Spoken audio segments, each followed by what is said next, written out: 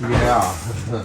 Anybody ever seen a wide body anything before? Well, we're just putting tires on it, you know, nothing big. But this is sort of how the inside inner fender of a big AMG car looks. You can see the extensions right here.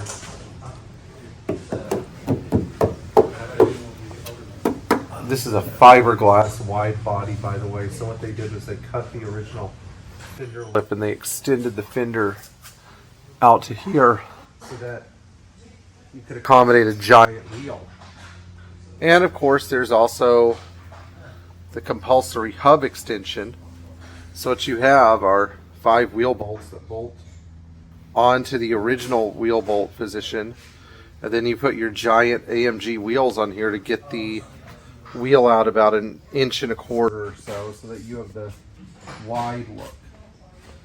And of course the compulsory flared rocker arms. Oh look, they did it up here too. This one's even wider.